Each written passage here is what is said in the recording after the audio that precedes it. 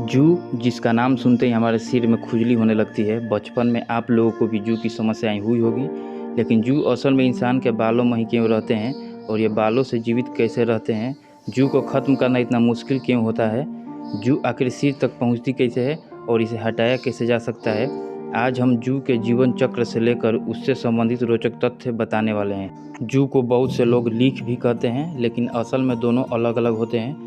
जू के अंडों और उसके बच्चों को लीफ कहते हैं। यदि किसी इंसान के बालों में जू हो जाए तो खुजली करते करते उसका बुरा हाल हो जाता है। वो रात को ठीक से सो नहीं पाता और बालों से बदबू आने लगती है और अन्य लोग उससे दूरी बनाना शुरू कर देते हैं। जू दो प्रकार की होती है, एक वो जो इंसानों और मैमल्स के बालों में पाई जाती है और दूसरी पक्षियों और अन्य जीव जंतुओं के बॉडी पर रहती है। जू का साइंटिफिक नेम पेडिकुलम ह्यूमेनस है। बालों में पाए जाने वाले जू को पेडिकुलस ह्यूमेनस कैपिटिज कहा जाता है। आसान भाषा में इसे सकिंग लाइस भी कहा जाता है, यानी कि वो जू जो खून चूसती है वही शरीर पर रहने वाली जू को बॉडी लाइस और बैटिंग लाइस भी कहा जाता है। ये जू खून चूसने के बजाय चबाती हैं। जू को पैरासाइट्स भी कहा जाता है। आप सोच रहे होंगे कि भला कोई जू इंसान के शरीर तक कैसे पहुंच जा सकता है?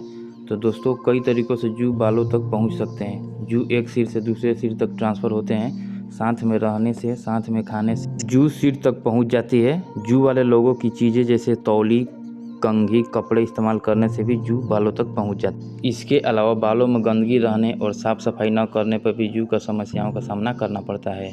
जू का जीवन चक्र एक अंडे से शुरू होता है। एक मादा जू दिन में 5 से 10 अंडे देने में सक्षम होती है। ऐसे में आप अंदाज़ा लगा सकते हैं कि ये कितने तेज़ी से विकास करती हैं। जू का अंडा पीला या सफ़ेद रंग का होता है और ये इतना छोटा होता है कि इसे आंखों से देखना काफ़ी मुश्किल हो जाता है। जू के अंडों को निट्स कहा जाता है। करीब 1 हफ्ते के बाद जू के बच्चे अंडे से बाहर निकलना शुरू कर देते हैं। जू के बच्चों को निम्फ कहा जाता है और इनका रंग डल येलो होता है। पैदा होते ही जू के बच्चे खून चूसना शुरू कर देते हैं। करीब 1 हफ्ते में बच्चे युवा अवस्था में पहुंच जाते हैं। ये लंबाई में 0.8 mm से 2 mm के बीच में होते हैं और इनका डायमीटर 0.3 mm का होता है। इनकी शेप थोड़ी ओवल होती है। जू का जीवन चक्र करीब 30 दिन का होता है। एक महिला के शरीर में जू 25 से 30 दिन तक जीवित रहता है, वही पुरुष में लाइफ स्पैन बहुत कम होता है। पुरुषों के सिर में जू आमतौर पर 20 दिन तक जिंदा रह सकते हैं। जू जब इंसान का खून चूसती है तो सलाइवा इंसान के खोपड़ी में इंजेक्ट कर सकती है और यही वजह से इंसान के शरीर में खून के थक्के यानी कि क्लोटिंग नहीं होती।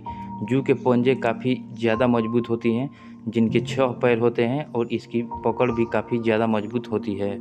जू को बालों से निकालना इसलिए भी इतना मुश्किल होता है क्योंकि ये स्किन को पूरी तरह से जकड़े रखते हैं। आप शायद सोच रहे होंगे कि जू बालों में ही क्यों रहती हैं, खून तो ये अन्य शरीर से भी चूस सकती हैं।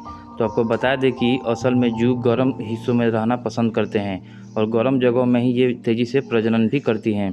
बालों के भीतर अधिकतर समय तक गर्माहट बनी रहती है और जितने घने बाल होंगे उतने ही ज़्यादा जूओं का विकास होगा। कहा जाता है कि भारत में जू अमेरिका से आई हैं, लेकिन अमेरिका और अफ्रीका में आज जूओं की समस्याएं काफ़ी कम हो गई हैं। आपको जानकर हैरानी होगी कि एक बार अफ्रीका के कई हिस्सों में जू की समस्या काफ़ी बढ़ गई थी और इसे बचने के लिए लोगों ने अपने सिरों में DDT पाउडर लगाना शुरू कर दिया था, जो एक प्रकार का पेस्टिसाइड होता है। सिर में पाया जाने वाला जू केवल 1 या 2 दिन तक ही जिंदा रह सकते हैं, जो कि लगभग 552 प्रजातियों की खोज की जा चुकी है। एक बात और जानकर आपको हैरानी होगी कि जू 8 घंटों तक अपनी सांस रोके ऐसे में यदि आप चाहें कि कुछ देर तक सर को पानी में भिगो कर रखें या फिर स्विमिंग पूल में नहाने से जू आपकी सर से चली जाएगी, तो ये आपकी गलत फहमी है। जू की समस्या 5 से 15 साल तक के बच्चों में ज़्यादा देखने को मिलता है। दिन भर स्कूल और अन्य बच्चों के साथ खेलने एवं मिलने के कारण एक सिर से दूसरे सिर तक जू आसानी से पहुंच जाते हैं। इस उम्र में बच्चे, खासतौर पर लड़कियां, अपने बालों का ध्यान ठीक से नहीं रख पाती हैं, इसीलिए जू के निशाने पर आसानी से आ जाती हैं।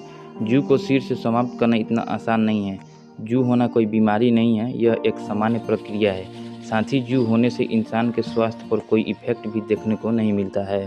तो दोस्तों, ये थी जू के बारे में पूरी जानकारी। दोस्तों, मुझे यकीन है कि इससे पहले आपको जू के बारे में इतनी अच्छी जानकारी किसी ने नहीं दी होगी। तो दोस्तों, आज के लिए बस इतना ही। मिलते हैं अगले वीडियो में।